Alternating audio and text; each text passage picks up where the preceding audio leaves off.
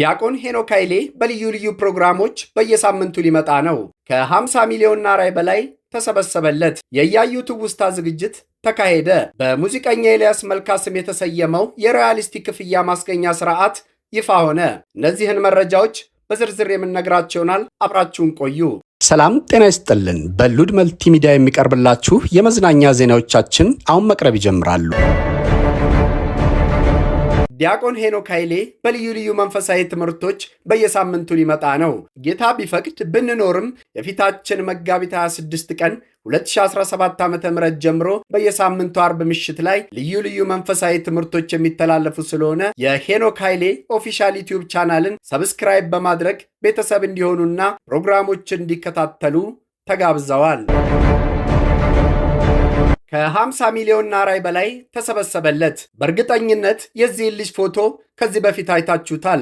አልበርት ይባላል እና በዚህ የሰከንዶች ቪዲዮ ላይ እናቱ ምግብ ስትሰጠው ላለመብላት ሲያለቅስ፣ በዛው ቅስፈት ደግሞ ምግብ እንዲበላያቱ በዜማ ስታባብለው ማልቀሱን አቁሞ ሲስቅ ይታያል። የዚህ ጋናዊ ታዳጊ አልበርት ቪዲዮና ፎቶ በፌስቡክ በቲክቶክ እና በኢንስታግራም ላይ የተለያዩ ሜም እየተሰራበት ታዋቂ ከመሆኑም በተጨማሪ ለብዙ ሰዎች የገቢ ምንጭ ሆኖ ቆይቷል። በተለይ ቪዲዮን ለመጀመሪያ ጊዜ በተለቀቀበት የቲክቶክ አካውንት ከ370 ሚሊዮን በላይ ሰዎች የተመለከቱት ሲሆን ከዛ በኋላ በሚሊዮን የሚቆጠሩ ሰዎች ሜም ሰርተውበት በዓለም ዙሪያ ያሉ በመቶ ሚሊዮኖች የሚቆጠሩ ሰዎች አይተውታል። አስገራሚው ነገር ይህ ልጅ ቪዲዮ በቲክቶክ የተለቀቀበት መንገድ ራሱ አስገራሚ ነበር። ይህ ቪዲዮ ለመጀመሪያ ጊዜ ፖስት ያደረገው ሰው ቪዲዮውን ያገኘው ከሰው ላይ በገዛው ስልክ ውስጥ ነበር። በኋላ እንደሚታወቀው ይህ ቪዲዮ የቀረጸው የታዳጊው ልጅ አጎት ሲሆን ስልኩን የሸጠበት ወቅት ቪዲዮን ባለመደለቱ ይህን ያገኘው ሰው ይህን ያህል ቫይራል ይሆናል ብሎ ሳያስብ እንደ ቀልድ ፖስት አደረገው። በዚህ መልክ በአጋጣሚ ቫይራል የሆነው ይህ ቪዲዮ ታዋቂ ከሆነ በኋላም በተለያዩ ኮንተንት ክሬተሮች ወደ ቤቱ እየሄዱ ለቪዲዮ ማሳደጊያ ቪዲዮ እየቀረጹ ሲለቁ ነበር። በቅርቡ ግን አንድ ታዋቂ የጋና ቲክቶከር ይህንን ልጅ በተመለከተ በሰራው ቪዲዮ የጤና ችግር እንዳጋጠመውና በድህነት ውስጥ እንደሚኖር ገልጾ እንዲታገዝ ጥሪ ያቀረበ። ይህንንም ጥሪ ተከትሎ በሳምንት ጊዜ ውስጥ በጋናና በናይጄሪያ እንዲሁም በሌሎች ሀገራት የሚኖሩ ቲክቶከሮች 50 ሚሊዮን ናራይ የተሰበሰበለት ሲሆን እስካሁን የቀጠለው የገቢ ማሰባሰቢያ ይህን ታዋቂ ልጅ ለመደገፍ ብዙዎች ቃል ገብተዋል።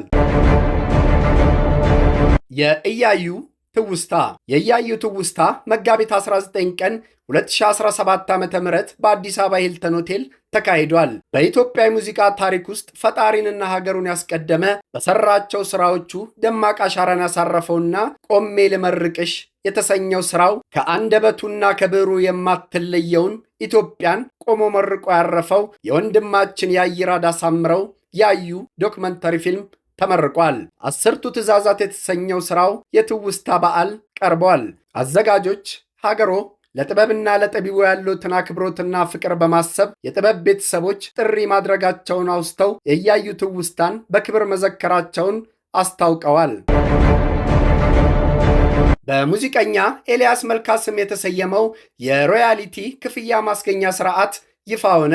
በተወዳጁ የሙዚቃ ባለሙያ ኤልያስ መልካ ስም የተዘጋጀው የሮያሊቲ መሰብሰቢያ ስርዓት በዛሬው ዕለት በይፋ ተመርቋል። ስርዓቱ ኤልያስ መልካ በኢትዮጵያ ሙዚቃ ሮያሊቲ መሰብሰቢያ ወይም ሜሚራክ በሚል መጠሪያ የተሰጠው ነው። በኢትዮጵያ የቅጂና ተዛማጅ መብቶች የጋራ አስተዳደርና የኢትዮጵያ የሙዚቃ ቅጂና ተዛማጅ መብቶች በጋራ አስተዳደር የሮያሊቲ ክፍያ አስተሳሰብን አስመልክቶ በጋራ ያዘጋጁትን የሮያሊቲ ክፍያ ቀመር ለማጽደቅ ውይይት እየተካሄደ ይገኛል። የኢትዮጵያ አእምሯዊ ንብረት ባለስልጣን የቀረበለትን ቀመር ለማጽደቅ የኢትዮጵያ አእምሯዊ ንብረት ባለስልጣን የቀረበለትን ቀመር ለማጽደቅ ከሚዲያ አመራሮች ከፈጠራ ባለሙያዎች ጋር እየተወያየ ሲሆን ተቋማት የሚከፍሉትን የሮያሊቲ ክፍያ የገበያ አቅማቸውን መሰረት በማድረግ 24 ሰዓት የሙዚቃ ውጤቶችን ይጠቀማሉ ተብሏል። የሙዚቃ ተጠቃሚዎች በዓመትና በጊዜያዊነት ክፍያ መፈጸም እንደሚችሉም ተሰምቷል። ለአእምሯዊ ንብረት ባለስልጣን የቀረበው ቀመር መሰረት ተቋማት በ24 ሰዓት ውስጥ በ360 እንዲሁም በዓመት ደግሞ በ131400 ሙዚቃዎችን እንደሚጫወቱ ተሰምቷል። የሙዚቃ ባለሙያውም የተጫወተለት የሙዚቃ መጠን የሚከፍለው ሲሆን ባለስልጣኑና ሁለቱ ማህበራት በዛሬው ዕለት የሮያሊቲ ክፍያ ቀመርን ያጸድቃሉ ተብሎ ይጠበቃል። ተመልካቾቻችን ለዛሬ ያዘጋጀንላችሁ የመዝናኛ ዜናዎቻችን እነዚህን ይመስላሉ። በሌላ አዳዲስ የመዝናኛ ፕሮግራሞች እስክንገናኝ ቸር ቆዩልን።